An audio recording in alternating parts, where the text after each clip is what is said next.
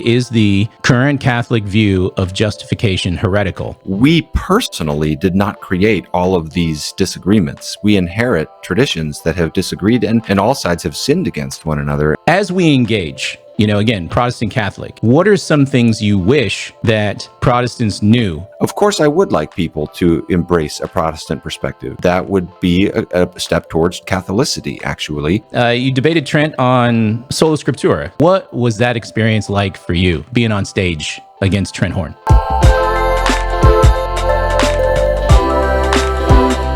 I just want to kind of jump in and hear a little bit about your background. So I guess the first question that comes to mind for me, and I know some of my viewers too, is how did you get into, the academic field? How did you come up and become a pastor? Like, tell us a little bit about your story. Yeah, it's kind of fun to share this because I haven't gone into this in great detail, I don't think, on YouTube before. But I originally felt a call to academia, or I don't know if I could say felt a call. I think it was actually kind of an idol. I've always loved thinking. I've always loved study.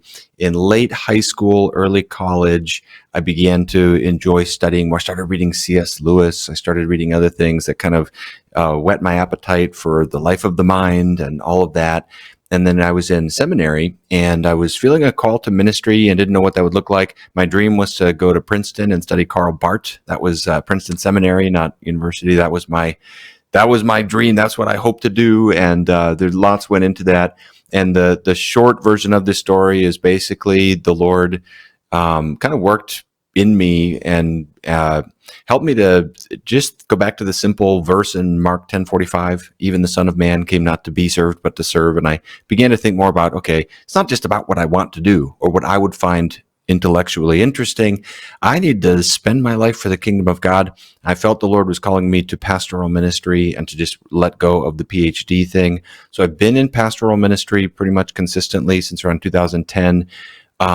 But then I felt like God gave me that dream back. And while I was a pastor, he opened up a door to do a PhD at Fuller Seminary. And I had a great experience there.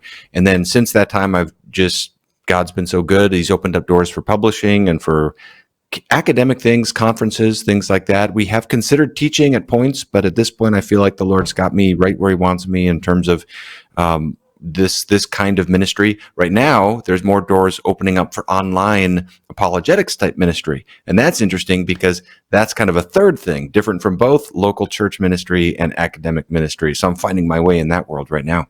Wow. Could you maybe say a little bit more about online apologetics ministry? I'm sure some of the ears of our viewers perked up there. What does that look like?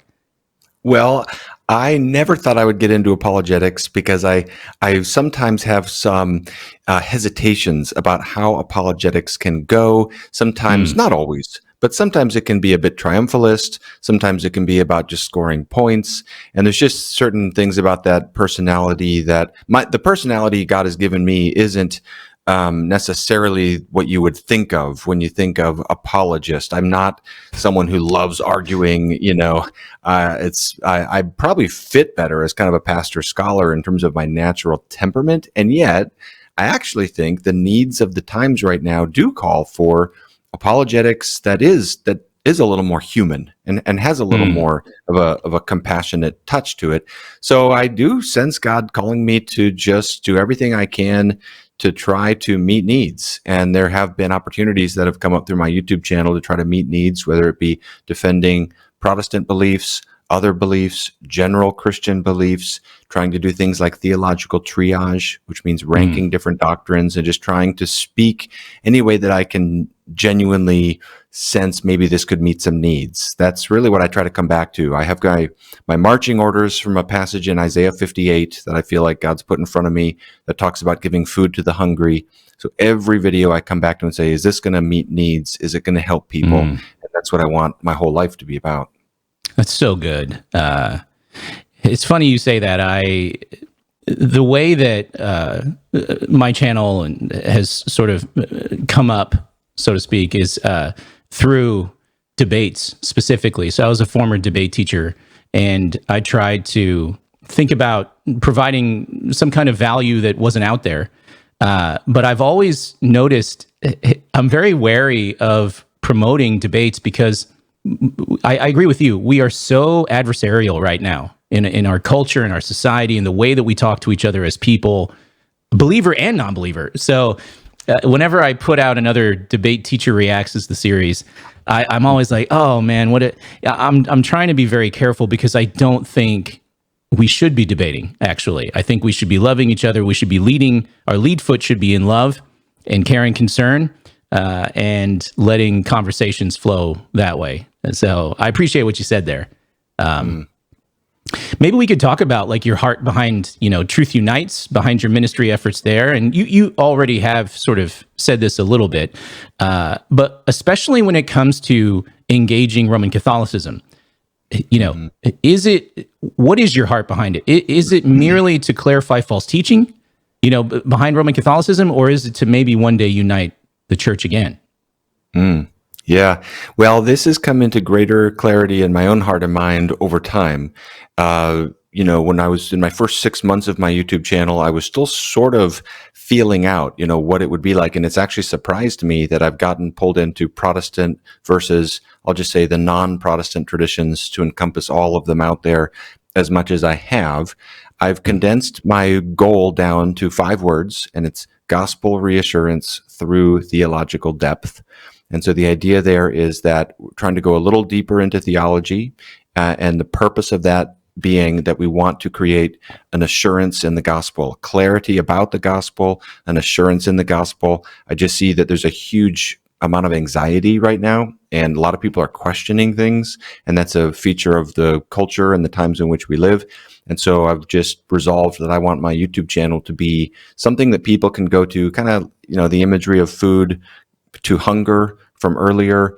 Another thing would be if you're walking up a steep staircase and there's the railing beside you, you can hold on to help you as you go. I hope the resources I'm putting out there are like that. I hope it's just a help and a stabilizing factor for people. Our church prays for revival in our nation right now. We pray for the Third Great Awakening. Right now, we're just in a time of massive secularization and de-churching. Over the last 30 years, the percentage of religiously unaffiliated people has gone from 5% to 30%, or more, from 1 out of 20 people to 1 out of 3 almost. It's just crazy the time we live in. And so in that sea change of anxiety, I'm just trying to speak hope and speak the gospel and speak the love of Jesus as much as I can. But I have gotten pulled into the Protestant stuff, and that really is my goal there. So to your question of unity and that kind of thing, I would say in some respects, yes, I do hope for as much unity as we can have, but of course not at the expense of truth. So I also try to commend the truth, and that does mean defending Protestant beliefs as well. But I think we can try to do that in a gracious way, where we try to remain friends along the way as much as we can. Yeah. Was it something that you ended up reacting to that sort of caused you to start talking about that more, about sort of answering Roman Catholicism, or was it always your plan to sort of go down this path in YouTube? Totally caught me by surprise. Never thought I would get into Protestant apologetics, never. It was never a point of emphasis in my past. And the simple reason was trying to respond to needs. I got onto YouTube and I started to look around, and I realized we actually have a fair number of general Christian apologists on YouTube, many of whom are doing really fantastic work. You think of people like William Lane Craig and his great ministry, Reasonable Faith. He's out there. He's doing stuff. And there's lots like that.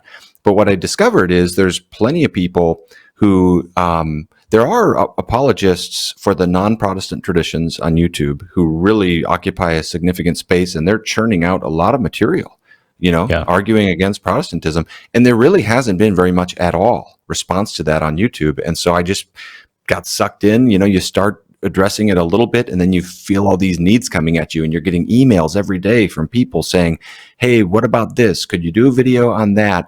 And so you're just responding to the needs. And before I knew it, now I'm a Protestant apologist to my own surprise. Yeah. Well, I think that's also a testament to, the giftings that God has given you and your obedience to develop those talents and skills, to be able to sit back and go, how can I best fill in needs? I'll go this way. And what you've done is tremendous work. I was saying this before we got started here, but I'm a huge fan of TruthUnites. I try to catch all your videos. If I can just encourage you, and I'm sure I'm speaking on behalf of your viewers as well, keep going. It's a blessing. You really are doing the Lord's work. So thank you. Oh, thanks. That means a lot to me. Yeah. Well, so you mentioned non-Protestant apologists. So let's talk about Trent Horn just for a split second. Sure. So you debated him. You debated Trent on Sola Scriptura. So I'm just curious, especially for somebody like me, former debate teacher, stuff like that. Like, what was that experience like for you, being on stage against Trent Horn? Yeah. I'll be curious for your thoughts. I mean, feel free to share your perspective as a former debate teacher. I'll actually be fascinated at what you have to say. But I experienced it as a lot of fun. So Trent is one of the people within that tradition that I enjoy interacting with because he's professional and he's not, there's lots of people online who are just as provocative as possible, or they will try to tear you down in all kinds of ways. I mean, I actually do meet a fair amount of just outright hostility, not from the vast majority of people in any Christian tradition are not like that, but there is enough of that you meet that. So whenever I meet people that I'm able to interact with, and it feels like it's professional, it's productive, it's above board, it's done with class, you're always grateful for that. You try to maintain those relationships. Matt Fradd at Pints with Aquinas does a great job hosting debates. They're always very fair. You can just tell they're trying to be honorable in how they go about things. So I enjoyed the whole experience. I enjoyed debating with Trent. It was fun being in a live audience. It was the room didn't feel hostile. I share your sentiments about debates. I'm kind of ambivalent about them. I see some benefits, but I also see some ways they can become a little bit toxic, a little bit about human ego. It's about trouncing the other side. And I think my biggest frustration with debates is the way a lot of people view them. I finally figured out how to phrase this more in terms of the optics than the substance. That's how I finally figured out how to phrase that. I used to use the word rhetoric, but I think rhetoric is a great thing. Rhetoric is good, so I don't want to use that word. But I mean optics than substance. Some people view it in terms of just this very surface level appearance, of how something might have appeared at one moment, and less so the actual arguments. And that's just a feature of debates that can happen. But a lot of people don't do that too. But that's just something you have to be aware of. So the mood of the room was very cordial. It was fun. Afterwards, we all hung out a long time, and just that was great just to get to know people. And even the next day, I was grateful we had a dialogue, some about Catholic versus Protestant relationships, but also about atheism and where we can come together. And that felt really healthy, to be able to not hold back in a debate, but also supplement it with a kind of dialogue about areas of common ground. It just feels a little bit more human to be able to, do both of those.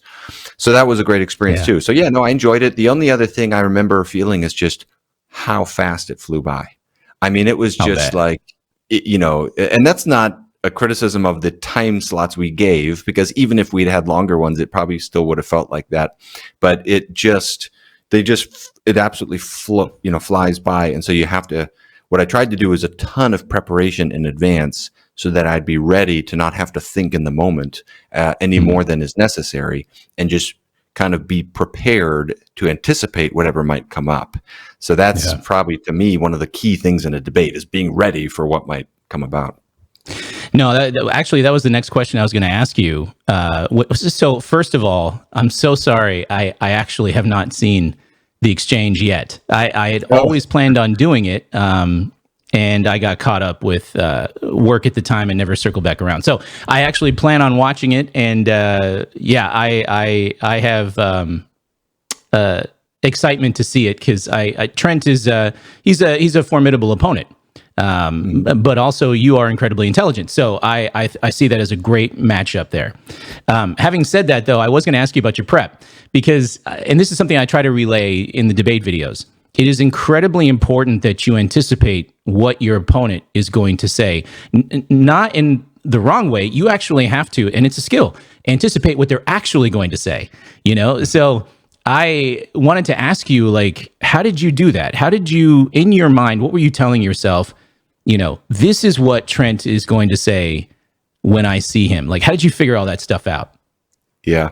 Yeah. It was a fun process to prepare and just read a bunch, first of all. But then, as you say, it's such a different skill set than just what you might do for like writing an article on Sola Scriptura or something like that, or even giving a speech on Sola Scriptura. I mean, that's like 5% overlap, but then you move out and so much of it is anticipation. And then you have to be mindful of rhetoric and soundbite as opposed to hyper nuanced chain of argumentation, because you have 5 minutes or you have 7 minutes or whatever it is. So, I mean, nothing too complicated, basically just, you listen to Trent's treatment of Sola Scriptura a little bit. I didn't do a super deep dive, but I watched a couple of videos where he's addressed that to try to learn his way of thinking about the topic. And then I looked at his chapter in The Case for Catholicism, a book he wrote, just where he addresses, I think he's probably got 2 chapters in there on Sola Scriptura. So you become really familiar with the arguments. And then it just takes a lot of time to just basically think through and type out, I think I just came up with maybe 10 or 12 different possible arguments at different points where you can then basically just write out a paragraph response, kind of like a 1-paragraph soundbite response. And as clear and cogent as possible. And then you just have those typed out and ready to go. And so it was basically just a matter of study the topic really thoroughly and then anticipate responses and then try to think through in terms of the structure of the debate, when those might come up, how things might fall out. And of course, it's always the case. You just don't have enough time to say everything you want to say. That's true. Well, shoot, I mean, as you list the things that you did, it sounds like maybe you'd done this before. Did you have a background at all in debating in school or? A little bit. I don't consider myself a huge debater. I did debate in high school. So 4 years of debate in high school. I did Lincoln Douglas debate. So where I went to high school in Georgia, it was policy debate, but then I was the one person who really wanted to do Lincoln Douglas debate, which for people watching this is just a different format of debate, which I like because it's less reliance upon evidence that you're reading through really quickly. As in policy debate, it's more focused upon the arguments. And I just find that a little more profitable and more enjoyable myself. So I did 4 years of debate in high school. It wasn't my main focus. I don't really consider myself an expert debater or something like that. But I think I've learned enough to be able to do it. Each time I have an opportunity, I'll pray through it and think through it. And if I think it could be useful, I'll engage in that way. I've done maybe 5 or 6, since I started my YouTube channel, formal debates. Maybe, I think that's right. I think 5 or 6. It's a medium that I find limited, but not terrible. And I think it has value. But I think just going into it, understanding that it's not going to be the answer to truth, that you're going to have to conjoin debate viewing with reading, dialogue, reflection, your spiritual life, your prayer life. This is just one tool among others by which we can discern truth. I think knowing that going into it helps. But yeah, I do have a little bit of a background in debate, enough that gives me a little bit of a sensitivity for that world and that way of thinking. Yeah. That's great. Well, I look forward to checking it out, and I'm sure everybody in the audience is tisking me for not having seen it. But so maybe we can shift a little bit, and instead of talking about debating, maybe the better way to say it is just engaging. Again, one of the things that you're focused on at TruthUnites is engaging Roman Catholicism, and so I guess maybe the question I can ask here is like, what is the goal of engaging Catholics in your mind as you think about Protestants doing this kind of a thing? Are we merely just trying to make Catholics Protestant, or is there something else going on? Well, I find it helps me to have modest goals and not think, if I go into every interaction thinking the goal is to just get whoever I'm talking to agree with me, this is very unlikely to succeed, and there will be more of a tendency for frustration. But if you try, what helps me is to try to keep the bigger picture in mind. And so the main goal for me, others might feel called differently. The main goal for me is to help viewers who might be struggling with anxiety or uncertainty about the topic, and to help them understand what is a historic, classical Protestant perspective, or if it's a different field, some other topic. It could be within Protestantism, a Baptist perspective or something like that. So I'm trying to help the viewer. I'm trying to help, and that helps me to keep that in mind, because then I'm less tempted to go down into every time if somebody misrepresents you and you're tempted, should I respond to this or not? And it helps me to remember a lot of times just let stuff go, because the average viewer out there just doesn't care. If Gavin Ortlund was misrepresented in this tiny little thing or something like that, you got to keep your audience in front of you and say, I want to serve, meet those needs out there. And then another thing that actually has been surprising to me is I think it is, of course, I would like people to embrace a Protestant perspective, because I believe that would be a step towards truth and a step towards Catholicity, actually.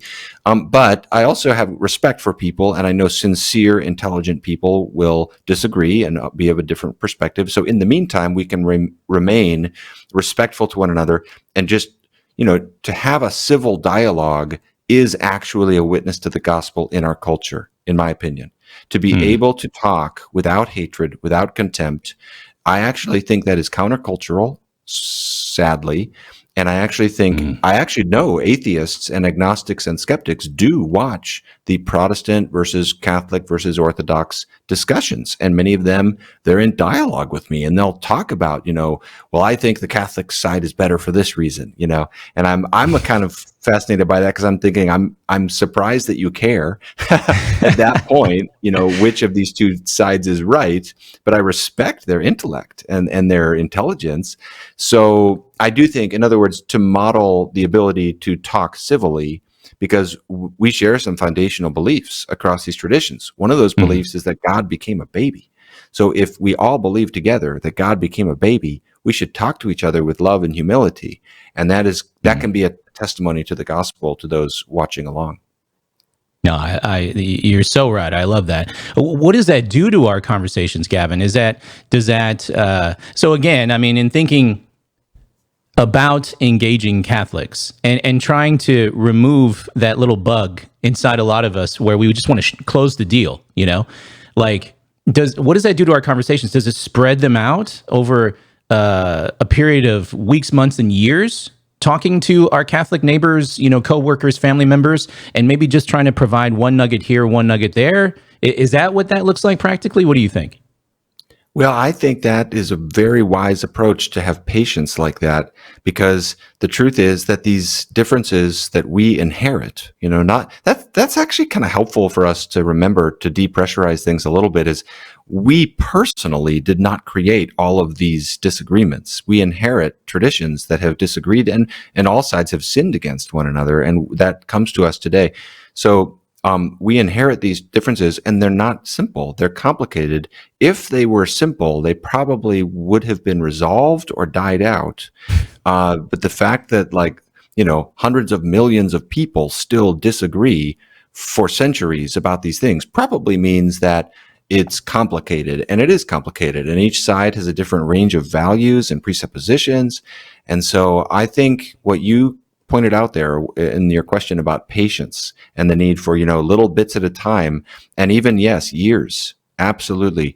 We're going to have to, I think, get used to the long haul and not expect a quick fix. I think it's going to be years and years and years of talking to each other, sometimes before we fully understand, and probably most significant progress will be the result of a longer process, it seems to me. Yeah. Which has an interesting relationship to debate. One of the fundamental first things that you do is define key terms.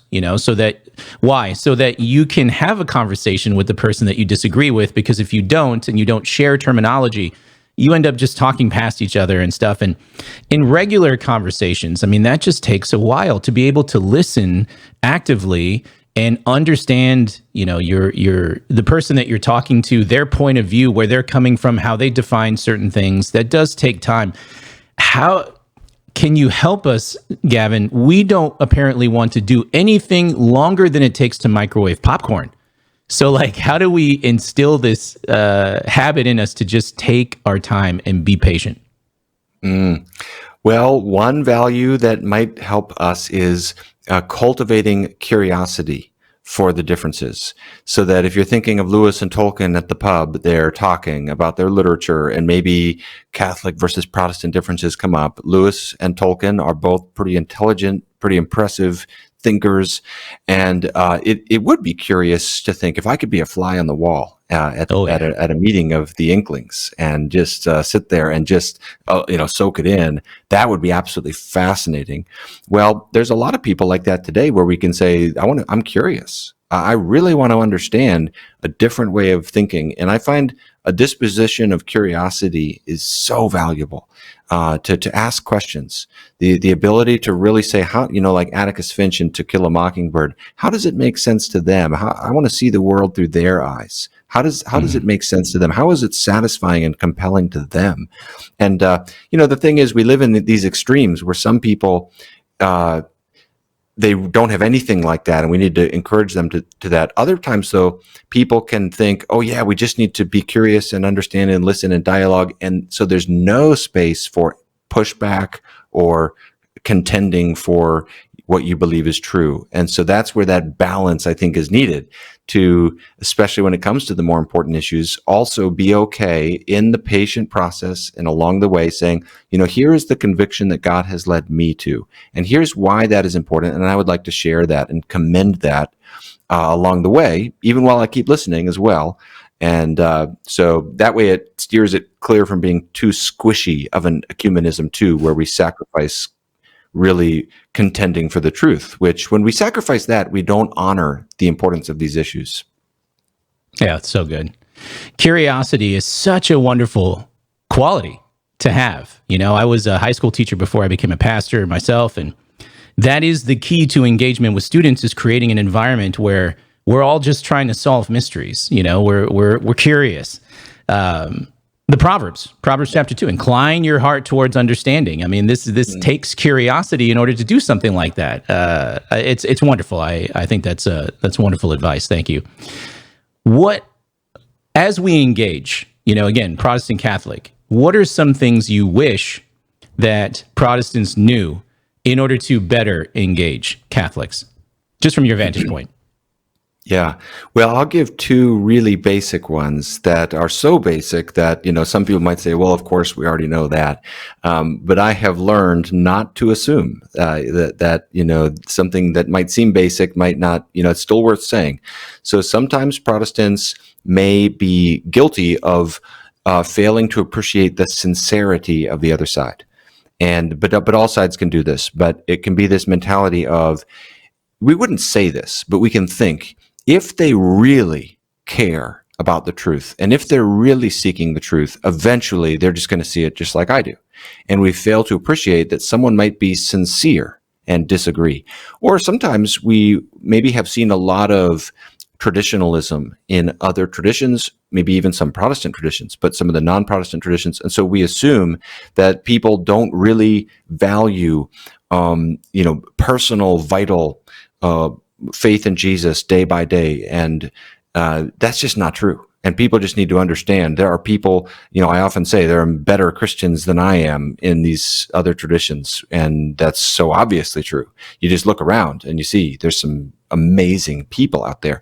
So just that's so simple, but you got to say it right up front is, don't assume people are not sincere when they disagree with you, and don't assume they're disingenuous. They may be completely sincere. So that's thing. And then another thing would be on the issue of justification specifically. I think a key problem I see is that because that issue has been so central to the Catholic versus Protestant divide, I think that it is sometimes simplified. And just as the Catholics will say against the Protestants that you all believe in easy believism, where because you believe in justification by faith alone, therefore you're saying works are not necessary, you can just believe and you're good, and that's really a caricature. But similarly, many Protestants still labor under the caricature that Catholics are just pure works righteousness, and they don't understand grace. And that really is a caricature. And I think we just need to be open to learning more of the nuances of where that disagreement falls out on justification, because that gets right to the heart of the gospel. And too often, I think there's been a mentality of they just completely deny the gospel, whereas I would say it's not that simple. And we, at the very least, whatever conclusion someone comes to, they need to kind of wade into the nuances of that doctrine. It's interesting. One of the so I hope you don't mind. I put it out to some of the audience to ask questions. If they had any questions, to send them your way. And this was one of the questions. It was related. Is the current Catholic view of justification heretical? And I think you're already starting to talk about this a little bit. Maybe if you wanted to say a few more words about it. Paul in Galatians says, "O foolish Galatians, who has bewitched you? Having begun in the spirit, are you now being perfected by the flesh?" or something to that effect. So that's kind of the gist of the question that's coming at you. I mean, what do you think about the Catholic view of justification? This might be a left turn. No, that's fine. No, Yeah. no, it's totally fine. It's a great question, and you're right. We've already kind of pushed into it a little bit. So, yeah, I'll be brief now, but I will say I have a video on justification where I unpack a longer response to this. To briefly summarize, I would just say that I think we have to appreciate. First of all, I don't want to dismiss the concern. That it is possible for us to fall away from the gospel into legalism. That does happen in all of our traditions at times, where we just don't understand the gospel and we fall. So this is a very live concern that I'm not wanting to dismiss. But in terms of the official Catholic view and what is necessary to maintain, I just think we need to appreciate the differences between the Judaizers' error that Paul is opposing and in Galatians and Romans, and current contemporary Roman Catholic theology, which does have important differences, in my opinion. One of them will be that they make a distinction between initial justification and final justification. So for initial justification to come into a state of friendship with God, Catholics don't believe you need to do a bunch of good works before God will accept you or something like that. You can be, a complete sinner running away from God, come to your senses like the prodigal son, run to Christ, have faith, repentance, get baptized. And they really emphasize baptism more than like some of our Protestant traditions would. But still, it's not the same as the Judaizers, because they think you're clean and in a state of friendship with God just at that point. Now, that where it gets really tough is then from there, what the necessity of confession, what happens after you commit a mortal sin. So, there's all kinds of important issues that I'm not trying to minimize, but I'm just saying, is this a scenario where it's like the Judaizers, where we have to give an anathema upon them and say they have a false gospel? I would say no. And I would say a caution for us would just be looking at church history, where Catholic terminology, the way they define the word justification as a process, that's common to the medieval tradition. That's from St. Augustine. So if we don't want to, if we're too quick to say something's a false gospel, we're going to be in a position where we may be saying that about Anselm and Thomas Aquinas and Augustine himself. And so I think that might induce caution here to really slow down and work through this. Well, I mean, that's very helpful, because what I'm thinking about as you talk about this is landmines. So again, I mean, the focus of this whole entire discussion, especially for somebody like me, is effective engagement. How can we as Protestants engage our Catholic friends, our coworkers, and our family members? So, and do it in ways that are actually effective. But now I'm starting to think about landmines, and I think we're already getting there. Like, how do we avoid stepping on things that would be a big mistake? And so in terms of engagement, what are some things that we should say to Catholics and we should do, and what are some things that we should avoid doing and saying? Yeah, one thing that I find very helpful is to get into, I'll say two things. One is to get into the nature of the church. I think a lot of times the talking past each other happens because they're thinking of the church more institutionally and we're thinking of the church more organically. And even though that's not a complete antithesis, there's a difference of emphasis, and that causes misunderstandings in both directions. And I think they misunderstand us a lot because they're, all the time we hear this mentality of, what are you saying, that the Baptist church existed back in the 7th century, and how can you think that, and that kind of thing. And I think, they're not understanding how we think of the church, that it is more institution. It is not restricted to one institution, and there is greater flexibility in where the one true church of Jesus Christ can be instantiated from a Protestant perspective. So we believe that today, when Muslim communities have dreams of Jesus and convert to Christianity and start practicing the sacraments and worshiping the triune God, there's the potential for a totally valid church. That is part of Jesus building his body, the one true church, even if they don't have any kind of institutional connection whatsoever. And not only do they not have laying hands from one bishop to another, they don't have any contact of any kind whatsoever. It's just in a remote area. And so that's an example of where we have this kind of different framework of how we understand the unity of the church and the transmission of the church from one time and one place to another. And those, without trying to solve all that right now, I'm just trying to flag it, as this is one of those areas where we need to try to listen and understand one another. The other thing to avoid doing and to do instead of this is, I think if we just assume our own paradigm of how authority works and argue from that paradigm, we will often make an appeal that will be utterly unconvincing to the other side, as opposed to engage at the roots of our different paradigms for how authority works. So for us as Protestants, that would be sola scriptura, which doesn't mean the Bible's the only authority of any kind, but it's at the top. It's the only infallible rule for the church as such, and it is the pinnacle authority. And then for our Catholic friends, they believe in the scripture and tradition as interpreted by the magisterium, and kind of a three-pronged approach. And so I think going right to that sometimes is a great way to start discussions and try to make progress, because otherwise we're talking up here at the surface and we haven't gone down to the roots.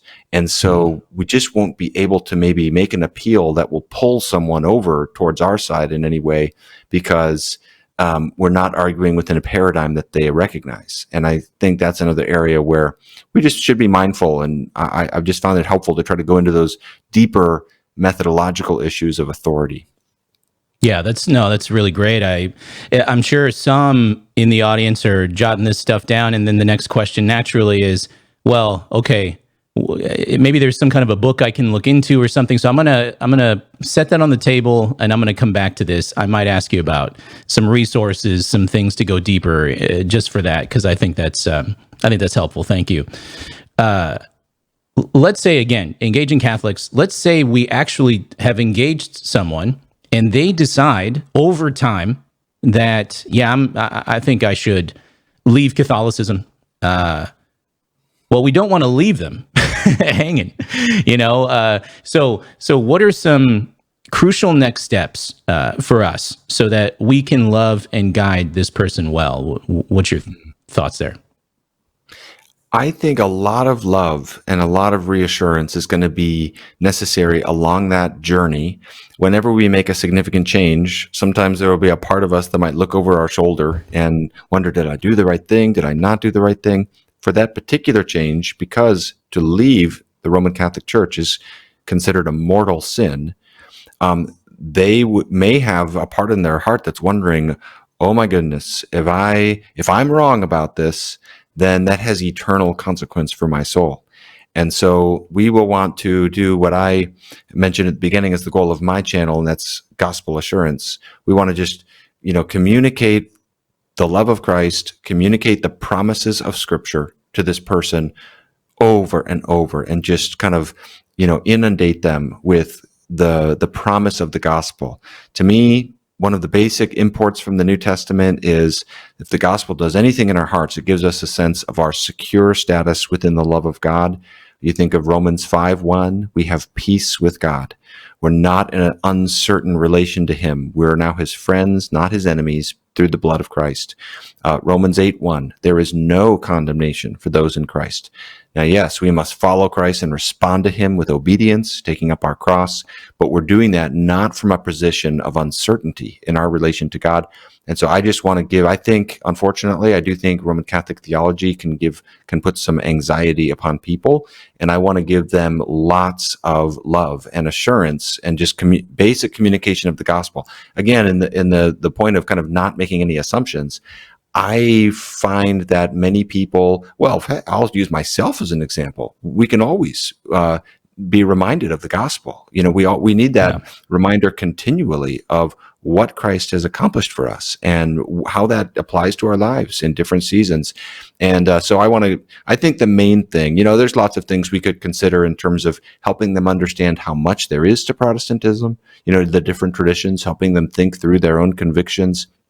But I think the main thing is just a lot of assurance about their spiritual status and a lot of just gospel infusion of gospel understanding, gospel promises, so that is really real to their heart. Yeah, that's good. You never outgrow the gospel. You just grow more and more into the gospel.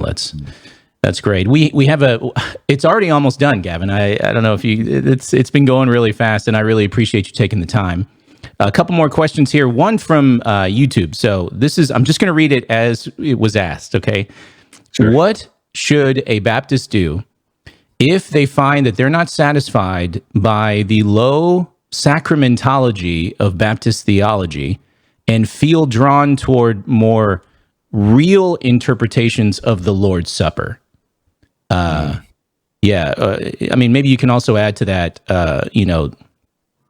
they want to experience more of what's called high church, liturgy, things like that. What do you think?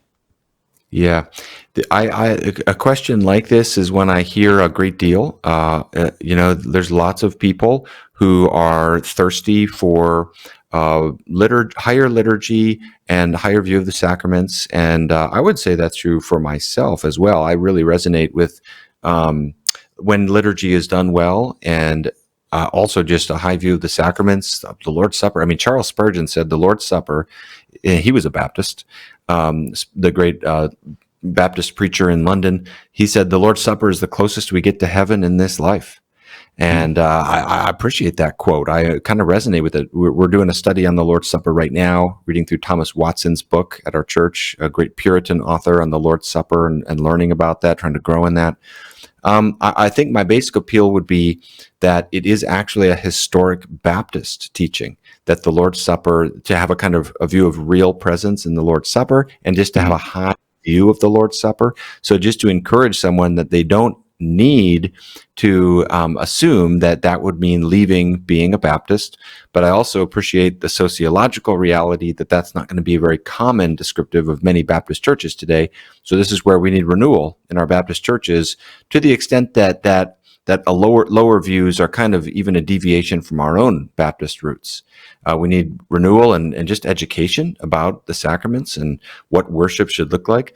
So in the meantime, if the person is committed to Baptist theological distinctives like credo baptism and the autonomy of the local church and separation of church and state and so forth, but they want to have a richer view of the sacraments and liturgy, all I know that they can do is pray for the right place that God can direct them, and then join the rest of us in trying to seek reform and renewal in Baptist churches, because a lot of us share that passion. And there's a great group called the Center for Baptist Renewal that they might want to check out their website, and there's a church directory there. There's great resources there that might be helpful to them.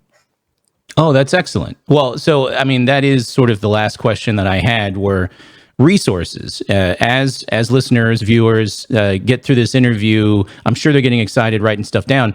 Like, where should they go? What other books should they read? What other websites should they go to? Theological Retrieval is a great book. I read that over the summer. Loved it. Thought it was excellent. So I guess I would propose Theological Retrieval, a book by Gavin Ortlund, available on Amazon.